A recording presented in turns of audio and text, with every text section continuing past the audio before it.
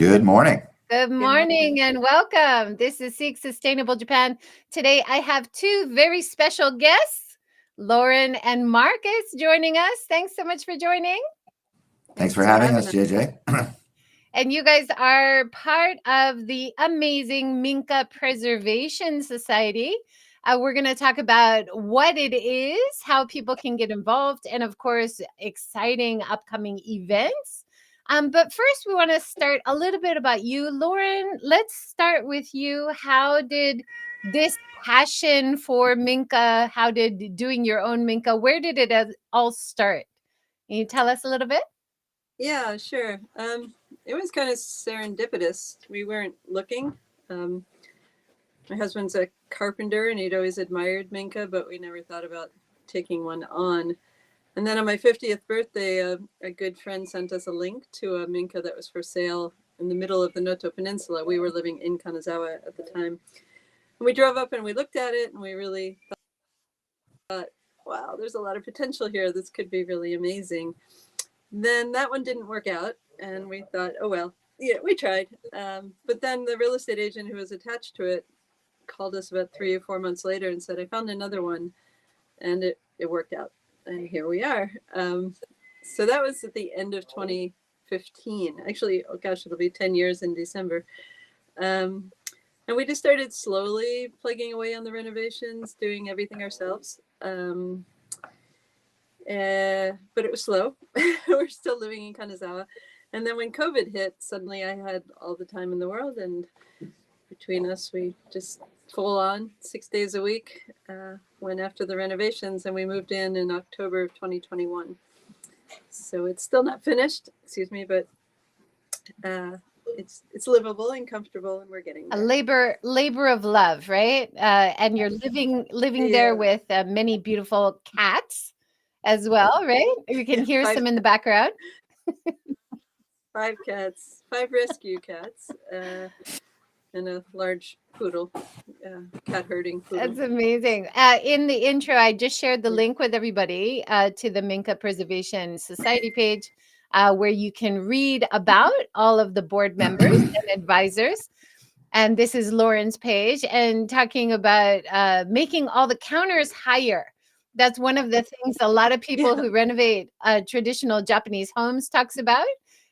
Either making the walkways higher so you don't bang your head, or making the counters higher. It seems to be a priority, right? Yeah, absolutely. We're lucky. We just clear all of our doorways by just. But yeah, the counters, absolutely. That was a priority. And then adding insulation, adding modern toilets, bringing it into modern reality or modern use needs. You've done those things as well. Is that right, Lauren? Yeah, I mean, depending on your definition of a modern toilet, our toilet appears modern to the naked eye, but it's still the old style drop toilet, and about every 2 months a truck comes and sucks everything out of the holding tank. But it's modern in that it's warm and it appears to flush. So yeah, that was a big step up because 14 years in Alaska we only had a compost toilet. So I did make it a stipulation that I would have a real toilet in our house. So. That's something Alex Kerr often talks about when renovating the old traditional houses into guest houses. Japanese people and international people want to stay. The toilet might be the most important part. But that's interesting about the suction, the sewage suction trucks coming to your area. Still common around rural Japan, even all of Japan. All of Japan. And it's provided by the municipal government. You just register with the municipal government, you pay through your bank, and they go around and And then oh really? We pay our guide. Oh, you do? Oh. That's good to know. Lauren, going forward with the Minka Society, what's kind of your role, or what's your focus in the group? Are you doing everything? Yeah, a little bit of everything. Almost everything. A little bit of everything. Andrea is our wonderful website designer, so she's the one who's who's built our new website, but we're all working on adding the text. My personal project is probably the Beyond Minka page, although again, contributions from all of us and from outside viewers. We encourage people to send us in their suggestions for businesses around Japan that have renovated Minka or machiya or kura or old factories or any traditional building was now being reused in a new way. We're trying to profile those. So we profile 2 every month. And then I have a database also that we hope to really expand. And we need your help. So whatever prefecture you live in, you've got a favorite cafe or B&B or a shoe shop or anything, there's a form right on the website that you can fill out and send to us, and we can add it to our list. That's great. Is that the featured renovated Minka properties page? Yeah, I think it's yeah. If you're on the homepage and you just look at the menu, it says Beyond Minka, and then when you click on Beyond Minka, you get a drop down of 2 options. So the first one are the ones that we're featuring, obviously, and then the next page is just a list. Right now, our goal is eventually to have a map of Japan, and each prefecture will be a link, and then you'll go to the ones in that prefecture. But we need a lot more data before we're there. It looks great. The website, all the photos. I would definitely recommend people check it out. Now, Lauren, you come from tourism career. And so looking at Minka, looking at deeper Japan travel locations kind of goes hand in hand with a lot of things your group is focused on in terms of promoting rural Japan, deeper experiences, more engagement, slow travel, that kind of thing. Mm-hmm. Is that right? Yeah, absolutely. No, you're right. And in the research that I do for my travel, I've stayed in so many converted Minka, renovated Minka. There are now a number of companies who have seen the value and are going at it on a very high level. There's lots of individual people that are like, grandma's house is empty, but foreigners seem to like them. So across the board, it's a wonderful way to start saving more and more of these buildings. Yeah, for sure. I was just at the Japan Travel Awards in Tokyo, and so they really focus on smaller businesses, entrepreneurs, rural areas, and they have from the start. And this is the 4th year, and so I could really see collaboration between what your group is doing and awards like that to elevate places, also working to welcome international tourists. It seems to really go hand in hand very nicely. Yeah, I think so, definitely. And I think there's even a tiny link, probably not too many people, but people who come as tourists and stay in one of these places and fall in love and then think, I want one. So whether they mean they want one in Japan to have as a second home, or there is this whole industry now of buying them and shipping them around the world and having them reconstructed. Our other board member, Andrea's husband, is involved in that, and she has another group that does that. One of our wonderful advisors, though he's not on our website yet, but Takashita-san, who's spoken at the last 2 summits, that's what he's been doing for decades now. He's one of the first to ever do it. So it's kind of exciting. You go off on a holiday, you fall in love with a structure, and next thing you know, you're having it built in your backyard in New Hampshire. That's amazing, isn't it? And I think we're going to try to catch up with Andrea later in the year. And here I've interviewed her, I think a couple years ago. It's absolutely an amazing part of preserving old houses in Japan is to take them and ship them away from Japan. But it's really important and very innovative and fantastic way to preserve the artisan culture as well, right? Yeah. A whole team goes over to do it. So that's fantastic. Cool. Marcus, we want to focus on you for a little bit. Tell us how you got really interested in traditional houses. How did you get connected to Minka preservation and things? Give us a little background.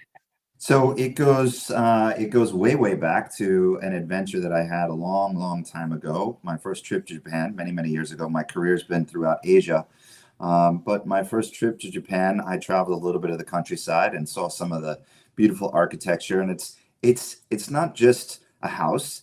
It's a piece of art, it's architecture, it's design, it is nature, it is community, it's many, many things that we all appreciate probably from, experiences growing up, maybe visiting grandparents where they had the same kind of nostalgia for their environment, their own little ecosystem. Anyway, so I came to Japan, and then afterwards I lived around the region, and I started renovating old houses, not just in Japan, but in other places. Particularly, I did a few in Hong Kong, which was a great experience. And I was doing a renovation of a machiya in Kyoto. I was living in Hong Kong at the time, and so I was pretty knee deep into it. And it's kind of like, I guess, a hobby, always on the side, never as a career choice, but it was always something of interest that was a passion and a drive, because the Japanese Minka represents so many different, as I said, ecosystems or environments. And I was working on a machiya in Kyoto when I got introduced to Diamond Brewery in Osaka. And Diamond Brewery was at a difficult stage of its life. It was having some trouble, and it was on the market. And I actually went out and I raised some capital, and I came in and took over the business. And when I took over the business, we had to do a lot of renovating. So I immediately went from a machiya project into a brewery renovation, 200-year-old traditional walls and beams, and that environment. That was a big project to go into. And then as soon as that was done, I started another one and another one, and just kind of getting into these Minkas in different locations, and building them out. And my view is there's three ways to do it when it comes to the preservation of a Minka. If you look on our website, it says they built it, we preserve it. So it was always the original model is always, the creation of somebody who needed to go there and to live in the house. So it has an original footprint. But I think of it in three different ways. There is a traditionalist view, which is how to make it exactly like it was before. There's a pragmatist's view, which is how to make it a little bit more, talking about toilets, comfortable with insulation and toilet, nuances and heated seats, etc. And then there's the commercial view, which is how to make it really balance in a commercial environment for tourism or for sale. And that's much more modern. So the traditional is much more original, and then the commercial is much more modern. And just getting into it kind of on the hobby side. And I have a great advantage of a lovely 8-year-old who, in this last project that we were working on, got to learn carpentry skills, wiring skills, plumbing skills, and we did it slowly. So, it's a weekend project. It's a lot of weekends. I had a Dikeson or a carpenter that worked with us on it. I didn't get builders on this last one. I didn't get builders really for the brewery either. Just got the craftsmen. So when I look at that experience and how to translate it into the Minka Preservation Society, well, the name itself sits there, right? We're taking old traditional properties and we are preserving them and creating a society that promotes the preservation of these wonderful places. And they all have lots of personality. They all are secondhand, previous owned, and they come with their own issues and community. But that's what the society does. And it was a great honor when Lauren and the team asked me to join and to come on board, specifically helping around finance and stuff like that. But yeah, great. I love the idea. I think we need as many of these organizations as we can to keep this part of Japan alive. Absolutely. I was just showing your website. I shared Yeah, I the saw. link to your website. Beautiful old sake brewery, as well as your passion for old Minka houses being part of the group. We had a great comment from Benton Homestead, Danny and Evan in Omishima Island, who are featured right now on the Minka Society page. And she says, "Wonderful, JJ. You always have such great guest interviews. Fantastic. Great to have you. Join us live here, Danny and Evan. Wonderful.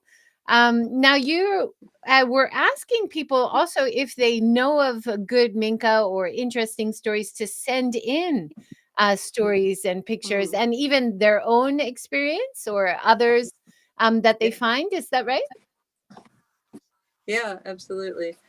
We know they're all over Japan, and as I mentioned earlier, I visited so many and stayed in so many that I can't remember a lot of them, but I know they're out there, and I'm sure anybody who's got an interest in traditional buildings or heritage buildings, I've heard them called too, has a few of their favorites. But they're great stories. So, If you think about what people have done, not only with their own personal Minka, but when they are creating a restaurant or they're creating an art environment, or, I mean, the stories themselves kind of keep the house alive. You think several hundred years of this structure and the stories that it's telling us now, I think it's better than, any Pinterest account that you're going to open up. It's exciting, it's interesting, it's real. These stories are what makes it so much fun. And so varied, right? Like So varied. recently I had Michelle Huang on the show. She's talking about her Akia collective, what they're doing in rural Nagano, bringing artists and tech people into, they're doing an event in April. It sounds really exciting, but get people to live there, to experience the community life, to be involved with locals, and to bring new perspectives and way of renovating Akia, of course, keeping the traditions, but also creatively innovating. And that was really exciting to hear as well. Now, Marcus, just one point before we move on. You come from like a financial background. I have, yes. That's really interesting. So is it like a focus when you look at these old rural area projects? Are you also kind of using your career in finance to think how to make the profitability part of sustainability work? I am not on the Minka side. No. But I can. So I actually coach quite a few people who are interested in turning the Minka into a business. But I don't really look at it from the flip side. I have bought, renovated, and sold. So there is a business model to be had there. But really, it's about the preservation. I come from a background in finance and investment banking. So when I took over the brewery, my idea was obviously a business idea. This is a business. And for your listeners, this was kind of interesting. When I came into the Diamond Brewery opportunity, it was already on the market. It was for sale. And the bidders that were bidding on the property were all property developers. And their idea was to tear down the business and the original structures and to build condominiums. And so my first, response to that was, wow, what an atrocity. How can we let this happen? This kind of thing. But then you start looking at the business. And the interesting thing about Japan is that these property developers, they valued the business itself, Diamond Brewery, which was a 200-year-old sake brewery, at zero. So the value was zero.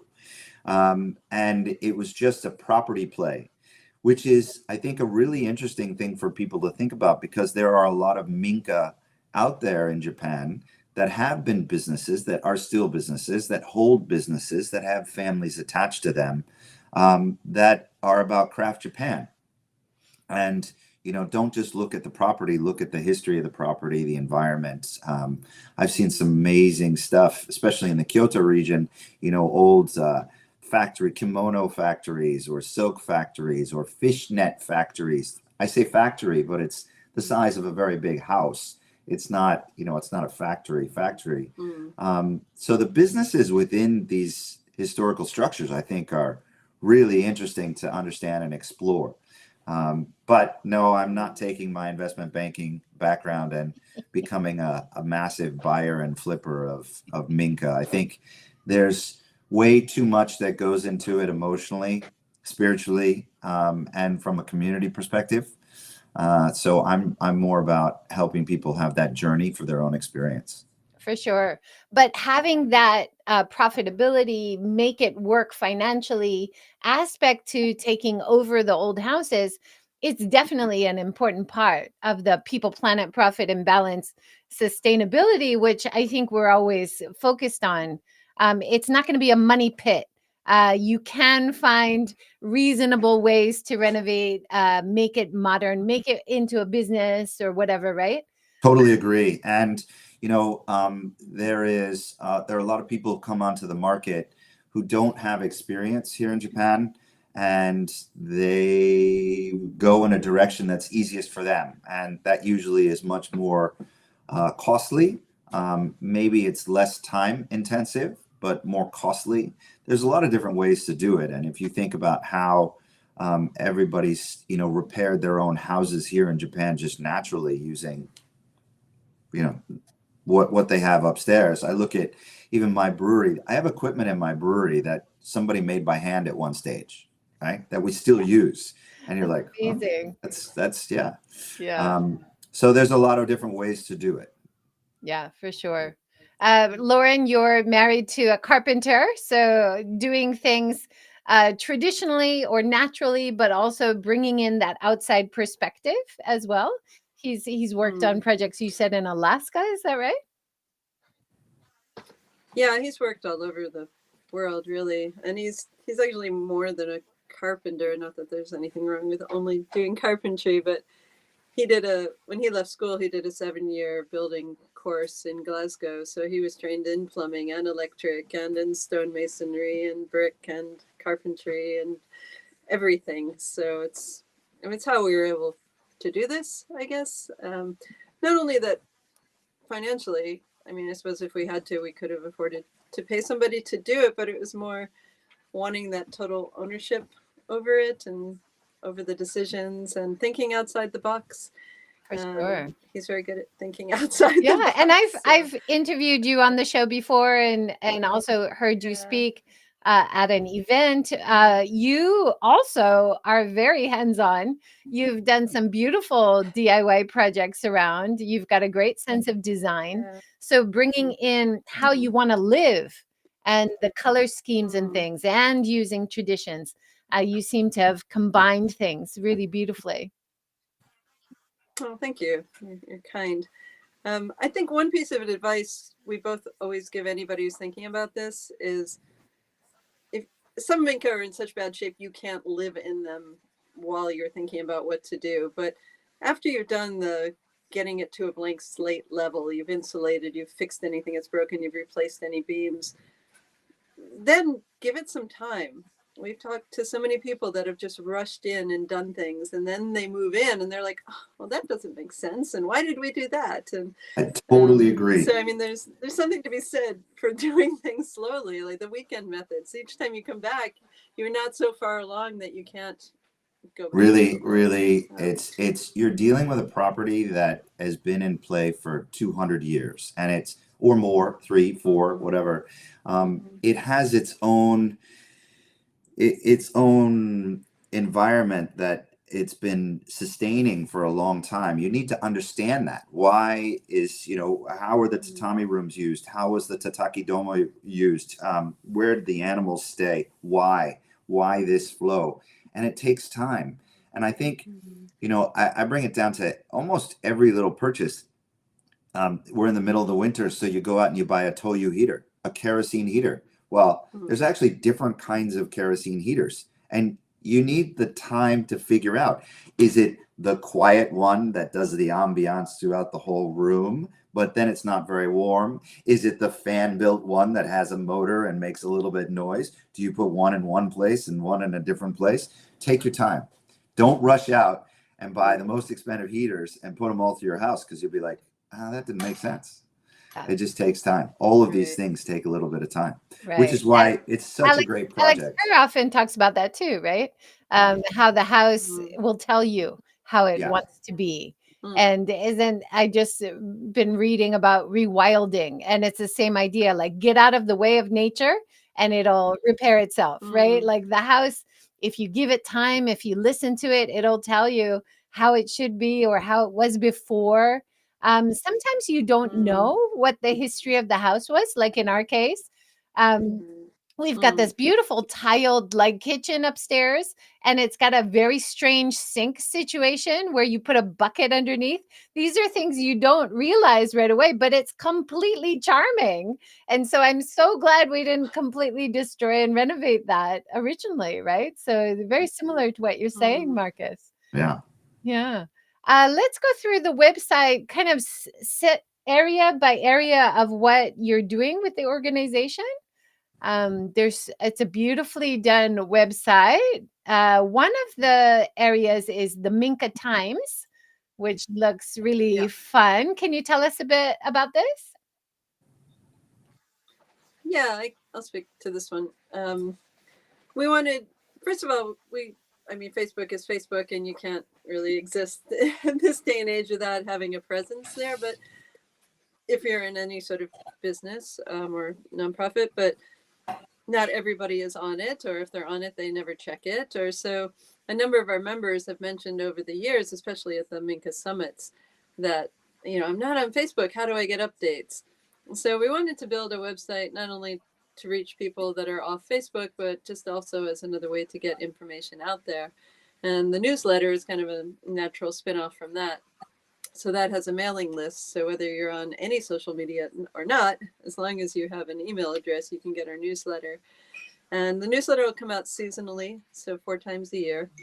And it will be a combination of updates on events and public information. There'll be a profile of somebody doing something, at least in the beginning. Each of the board members will contribute something about their own situations, so people get to know us a little bit. And again, if people have things they want included, there's also a form where you can write to us and give us some updates.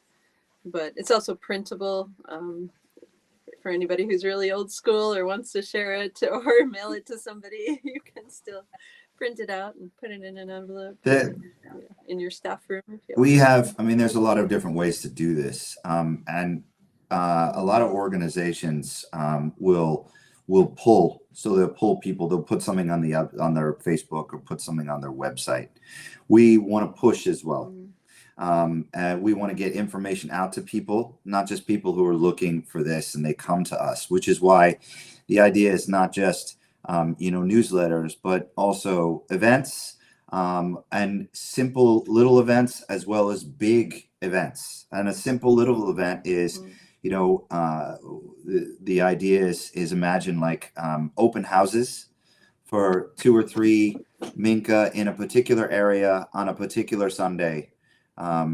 This kind of thing where you can have guests that come by and say, oh, wow, look at this. And there's 3 in that region, and you go look at it. So you're not just beholden to one big event that happens once a year, but that we can get these things going all the time so that people actually get more and more chance to see what other people have done. It's idea generation. It's thought-provoking. It's, buyer's remorse as well. People, oh, I really like your area better than my area. That happens too. But really it's not just about pulling people into a script board, but it's also about sending them to opportunities where they can go and physically be involved as well as read Minka Times. That's so important. Also drawing in the local artisans and the tradespeople who can help you remodel, who can help you put a wood stove if that's what you need for your area. It's hard to do all the legwork yourself, especially if you're kind of new to an area. So that kind of insight also really helps people reach out and connect to people they need to preserve it the traditional way or the way that they need, right? Yep. Totally agree. Now you've got some events coming up. The first one is April 19th, Keihoku Artisan event. Can you speak to that? Yeah, so we'll just talk a little bit about it today. And then, as you mentioned, Andrea will be on soon, I guess next month, to talk about it in more detail. But the focus of the Keihoku event is carpentry. So learning the things or hearing about the things you need to do to renovate from a carpentry perspective. So our main speaker is a master carpenter and woodworker who lives in Keihoku and has he worked for many years in the US and is now finally coming back to Japan and renovating his own Minka and those in the area. There'll also be a session on plastering at that event, and then probably a couple of forums.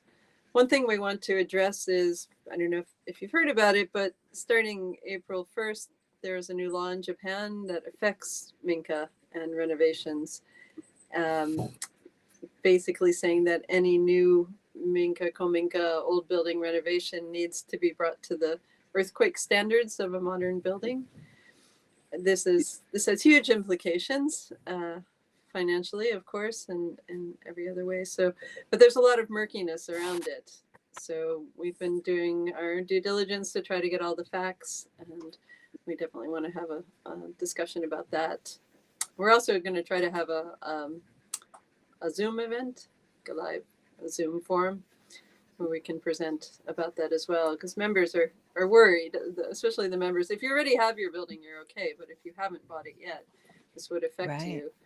So the question now is, how much will that affect you, right? and how will it actually? I did talk to a couple who presented as well about their insights, and they were on the show. I'll put a link in the show notes about how they renovated their house into earthquake standards. And this is years ago. But they had frustration because they reached out to some tradespeople and people who were builders and remodelers, and they kept getting younger generation people saying it can't be done. But eventually someone said, oh yeah, you can do it. So they had to really keep searching around. So if this is regulation, it sounds like there's going to be a lot of demand for the tradespeople who know how to do it. But there might also be an increase in people saying, you can't do it, knock it down, which would be a real shame, right? Yeah, or people just finding out how much it's going to cost to do it, and it's outside of their budget. So that would be a shame if Minka are now not being saved because people can't afford the extra money to bring it to some standard. That I think that's the real. So yeah, there's a lot of that's the real question. But Japanese regulation by its nature is very gray.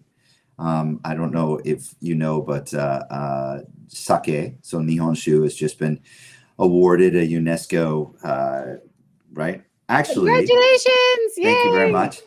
But actually, when you read into the details of the award, it's not just about Nihonshu. It's about all alcohol production across Japan, and it's very old, ancient techniques, and it's a little bit of gray here and a lot of gray over there, and so we don't know exactly what the real implication can be. But to Lauren's point, we want to be on the forefront of giving people some insights because it'll affect them from a monetary perspective as well as a motivational perspective. If you have to suddenly, go through all of these hurdles, why would you bother? Why would you preserve what we believe needs to be preserved, right? And so it's an important thing to understand and look into. Absolutely.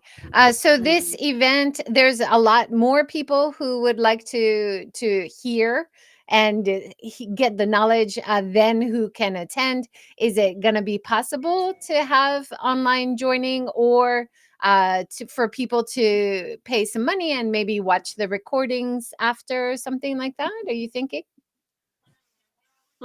Yeah, we've been talking about it. We haven't come to a final conclusion yet, but if it's possible, we'll do it. It probably won't be a simulcast, but as we have done with previous Minka gatherings, we might be able to record the sessions and post them to when we haven't set up a YouTube channel yet, but we're planning to. So welcome to definitely YouTube. A possibility. Yeah, but to archive the information is so important. Important. Yeah. But not just to maybe have clips to free for the public, but have something where people could donate and help support the good work you're doing, because doing video, uploading, this is all time consuming as well. So make it a little bit of a price structure, I think would work well. Great. Yeah. That's a good idea. Yeah. So that's April 19th event. And then you have the next event is in June in Miyama. Is that right? Yep. That's right. And if you know Miyama, then you can imagine it's about thatching, since Miyama is one of the half dozen or so preserved thatched roof villages around Japan, and happens to be the home to a wonderful thatcher. And so this day will be sort of led by him, doing demonstrations. We haven't delved too deeply into the details of that day yet, so I can't tell you yet what else will be, if it will be entirely thatch focused or if we'll have some side events. But that will be the focus for June. That's great. I'm showing the board members page, board and advisors here. Maybe before we continue, you want to introduce some of the other key members of the organization? Sure. So I'm on the far end, and then the guy holding up the rice is Vincent. He's been a member for several years now. He's based in Miyazu, and he is a rice farmer and a vegetable farmer and everything. He's living the country and now dream. a fisherman. Now he's fishing full time every morning as well. So he's gone deep. Fantastic. Wow. And he's learned how to butcher game. So he doesn't, it's, as you know, very difficult to get a hunting license in Japan. So he has a number of local friends who have the licenses that then bring him what they've caught or shot. And he's become an excellent processor as well. So, and then living in his own Minka, which he's renovating, and he's also renovating a Minka near his Minka that will become a guest house down the road. So he kind of ticks every box of the Minka lifestyle, I think. And he's in rural Kyoto, not far from Miyama, right? Miyazu. Yeah, he's in Miyazu. Yep. So he's also recently he's taken over a role as a one of the many hosts on NHK. So he'll do kind of travel to distant, difficult places type host. Yeah. Japan journeys. Great. So, and then Andrea, who might be on the show next month and who's been on the show before. Right. So Andrea is our web person and also tends to take the lead in event organizing, because it's one of the things she loves and she does so well, and she's so well connected. And her husband is involved with the Minka renovating and rescuing group. She's also on the board of the Kominka Collective, who's international with the U.S., and the focus is on bringing Minka to other countries and building. And she's joined us live. She said a wonderful interview. Great to see you here, Andrea. A little bit of gomatsuri there. Thank you. Yeah. And then Derek. He's always the tech guy doing video and right. I was just gonna say, from the very beginning, he popped up just volunteering, like, "Hi, you guys need help with IT," and he's a magician. But it's not just IT; he's an operations guru. So he's it's really effective in keeping us on pace. Yeah, absolutely. He is another jack of all trades. From an apartment in Tokyo, he makes everything run with his dreams of one day owning his own Minka. He just was awarded his PhD, and his dissertation was on Minka and the value of Minka and the renovating of Minka. Like 400 pages on this very important subject. That's fantastic, because we need academics also writing research papers, right? You need the creatives, you need the academics, you need the business people, you need people who just want to live and farm, right? You need that whole complex diversity of owners and people passionate about it. It all helps, right? Many sides. Absolutely. So that's why our board is rather eclectic, but everyone brings something from a different background. And then Marcus, we've that's me a little bit. That's you. You're a sake brewer. And then advisors are the Minka Masters, Alex and Asby. Is that right? Yeah. Two very different Minka Masters, which again goes back to your point about the differences and all the different characters that you need to actually make a community work. Which is what we're striving for. let's get that diversity of experience and interest into our community, and drive for the preservation. So Alex Kerr and Asby Brown, for anybody who doesn't know, they have really set the foundation for many of us who came after and learned about old houses and the value of traditions and design, and loads of wonderful projects they have both introduced through their wonderful writing and their books. So yeah, I'll put links below as well to their pages. Derek has joined. Derek Bliss. Morning. Thanks for having us on today. Great to see you, Derek. Good team support. Yeah, you need support from all over. And then you're talking about another event in summer, a regional event. Any details about that? Not yet. That one's still very much in the can we pull this off stage? But and it would be more along the lines of what Marcus was describing earlier, finding an area where several people have renovated Minka that are, within an easy drive that they could perhaps go and visit, and then perhaps the third one could host some sort of lunch or something, just sort of a casual regional, see some Minka, talk to Minka people. But yeah, that one's still very much in the hypothetical stage. But that concept is something we definitely do want to develop and start having as a regular, maybe even seasonal event. Yeah. As well. So are you kind of hoping that people will reach out who have a community of Minka owners? Or trying to find, you got to find the first, to build the first model, you need that area where you have 3 or 4 willing volunteers that are let people into their house. Right. And I think that's kind of the key.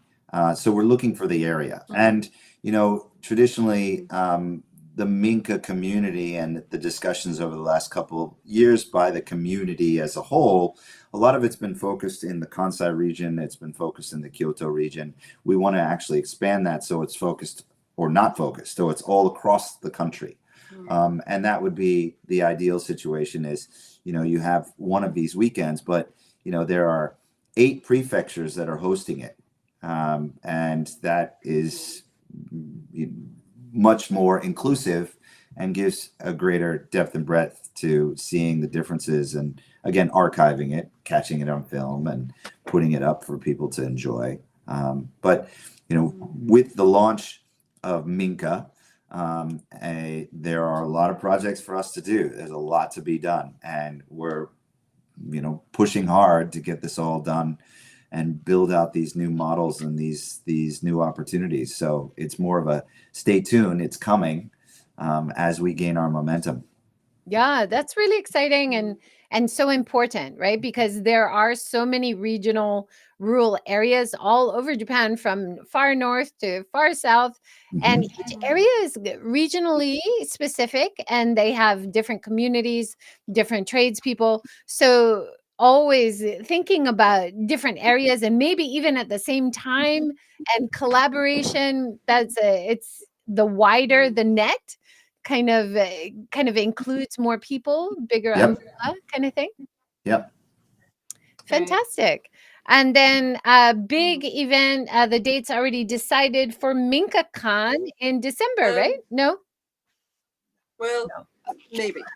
We need to get a TBC up there. It's going to be November or December, but we're working, and it will be in Shinshiro. But we are right now, Andrea, just before she hopped on here, she was working with the venue to find out available weekends from early November to mid-December to find out what's available on their end and then what will work best for us. So it might be a little earlier. It won't be later. So we'll have the final dates up. Okay, good. Yeah, so that is Aichi Prefecture. Nagoya is the biggest city in Aichi. If you're wondering where that is in Japan, and a beautiful, stunning area, and a lot of wonderful industry, a lot of wonderful businesses there, as well as beautiful Minka. So that would be a great place to be based. November or December. Watch this space and check out the events page on the Minka Preservation Society for sure, right? Yeah, yeah, absolutely. So regional gatherings, the Minka Con, kind of in late autumn, early winter, summer regional events, the artisan event happening in rural Kyoto in April, call to readers for the Minka Times, I think we've covered, Beyond Minka, featuring 2 properties each month, we mentioned as well. And then talk a little bit about the status of the organization. It's quite interesting. It's kind of a hybrid of a nonprofit and an LLC. Is that right? Yeah, I mean, it's a, what is it? I always forget the Japanese. I guess Ipan Shodan, Ipan Shadan. Very good. Okay, you did Yeah. it. Which is sort of on the continuum between LLC and MPO, but it swings MPO. So you're not, and you are allowed to take in money, but all money needs to be turned back into the Correct. organization. It cannot be used to pay salaries or to pay anything directly to people. It's not for But it does allow- profit in that regard, but Right. it is allowed to make a profit contribution towards the society. Right? That's what we want to do. Right. So it gives a little more room than a strict MPO, which, as you know, and maybe many of your listeners and watchers know, achieving MPO status in Japan is a Herculean feat. And then once you successfully get it, you are so constrained by so many rules and regulations and oversight, and that doesn't seem to help anybody. And because we do, as Marcus mentioned earlier, we want to reach out. We want to start encompassing anything and everything that will help this cause of preserving these buildings. So if we can have a little more latitude to do that, we thought that would be a great way to go. And this was a good compromise. This, we call it ISH, the initials, Yeah. SSH, ISH. So, But it's amazing, actually, as we did our research and looked into it. You know, a lot of nonprofits who've launched later fail or pull out or change their status because of the cumbersome requirements.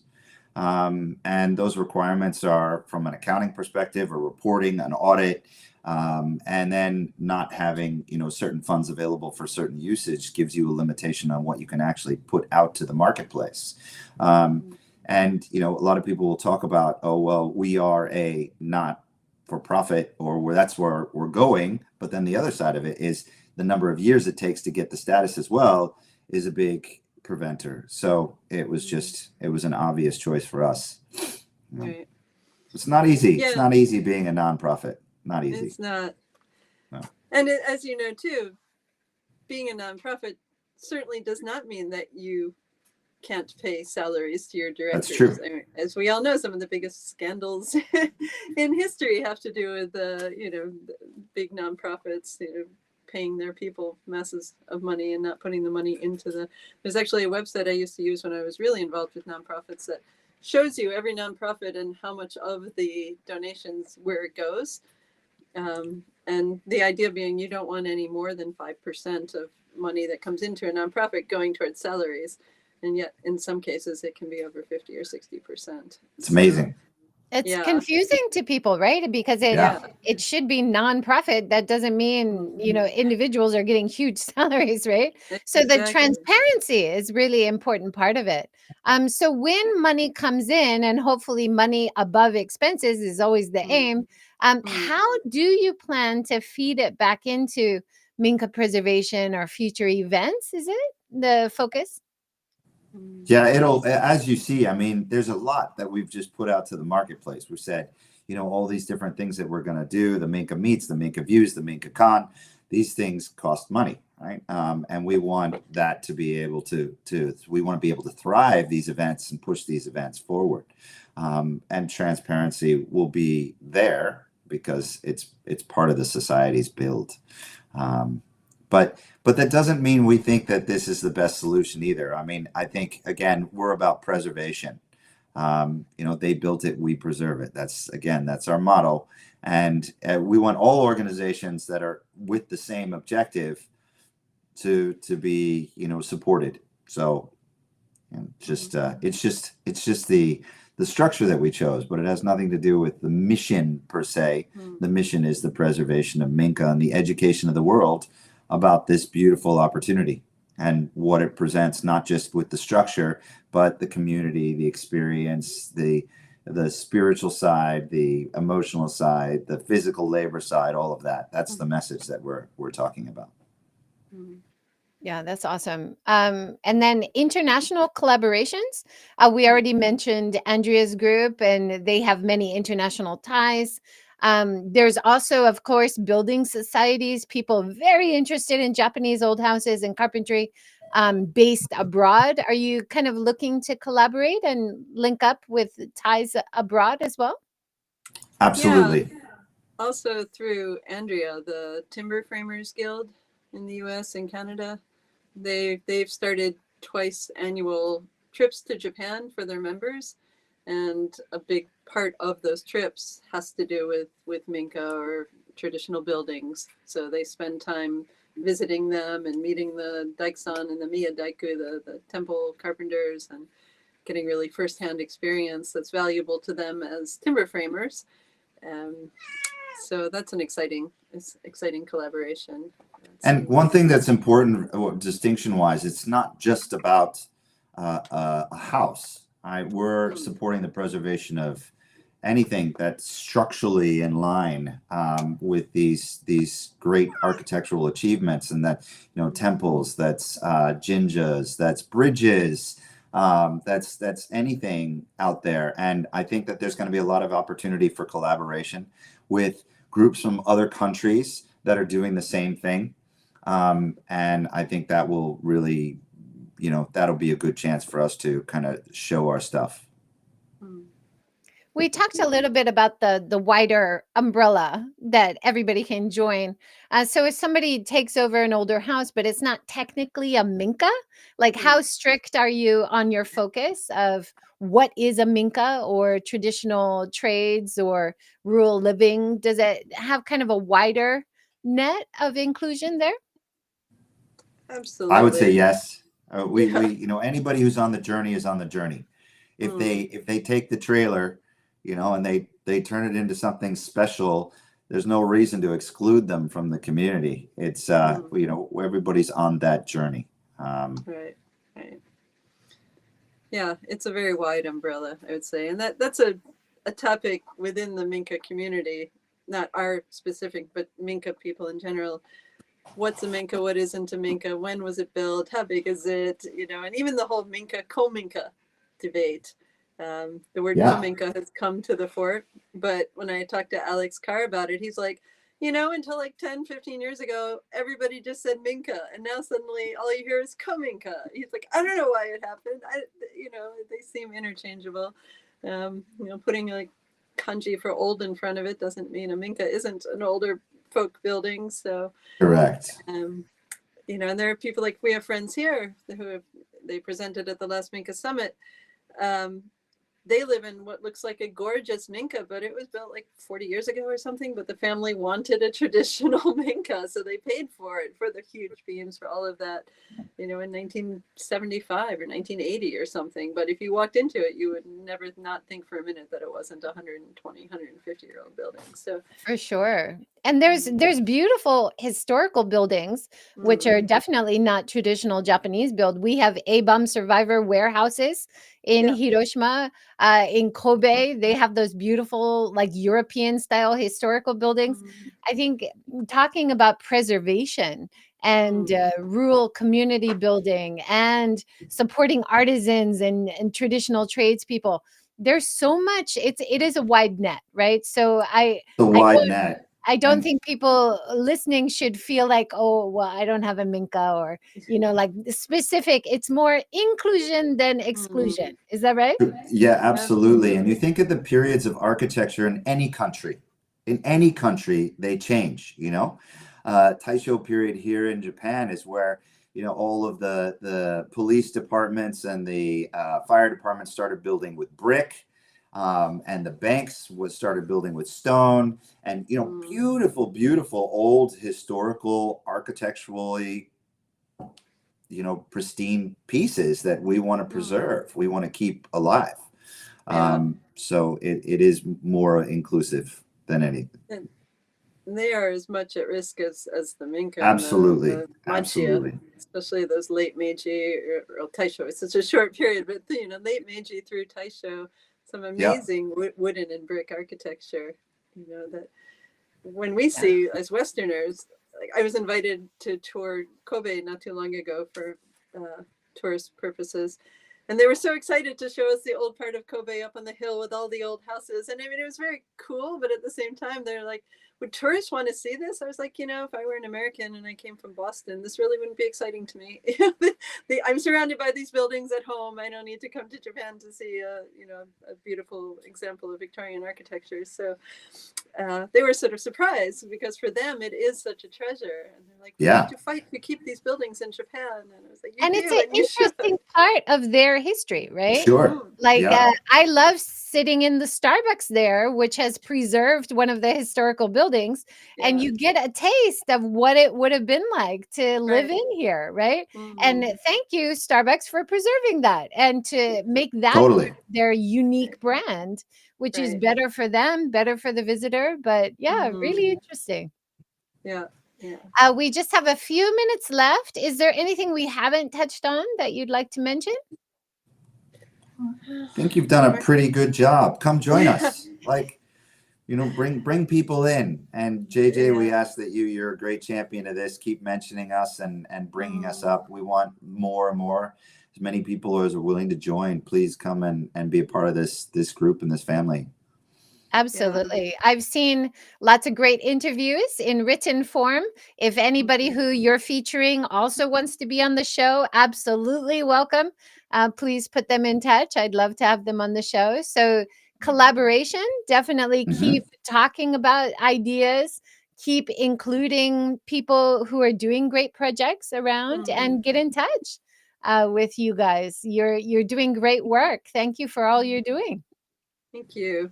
Thank you. Well, I think I can't now remember whether it was you or Marcus like 20 minutes ago who said the more groups that are doing this, the better. I mean, that's kind of our philosophy. Anyone who wants to hang out a shingle saying they're there to save Minka, not to flip Akia, which is a whole other conversation for another interview, but who really care about preserving them, that's great. We want to work together with anyone and everyone who's doing this. So it's definitely a collaborative approach. And it's an interesting ride. So yeah, right. Come join. And it's fun. Like these gatherings are fun. You've got Japanese locals and international locals and international and Japanese people who are fresh to Japan, who are drawn to this, right? Like it really is such a beautiful way to gather people. And it's informative. You started the conversation today talking about toilets, and I have an interesting toilet story. Obviously, everybody experiences when they're doing a renovation, what kind of toilet are you going to use? Is it a drop toilet? Is da-da-da-da-da? So anyway, I had the great experience of I'm a member of the Osaka Brewers Association for the sake world. And we host a dinner. The association has a dinner several times a year. And sure enough, we're sitting around having different conversations. And then suddenly the toilet conversation comes up, and within minutes, everybody, all these brewers, all these owners of breweries are talking about the value of Toto toilet and how when they go overseas and they get so surprised that people don't have heated toilets. And so you never know what the experience is going to do for you and in cracking down any barriers and getting that that icebreaker for a conversation. Absolutely. I've heard of great renovation projects in deep rural Japan, and one of the priorities is we're going to have a nice, modern Toto heated toilet, and that's a big investment. But every visitor I meet who comes from abroad says, "I don't know how I can live without it. I have to get one." Pretty crazy. It is a crazy part. Yeah, crazy part of the culture. Nothing more shocking to me anymore than sitting down on a cold toilet. It feels so wrong. It's wrong. It's wrong. It is a part of Japanese culture, It is, absolutely. Yeah. Absolutely. Well, on that note, I think it's a good note to end on. But it's the relevance, right? The modern relevance of Yeah. even traditional builds. Insulation's another important part. You don't want to be freezing cold. Adding natural light, adding big windows, Yep. another big part of it. We saw so many innovative ideas putting skylights in Minkas, right? To add that natural light.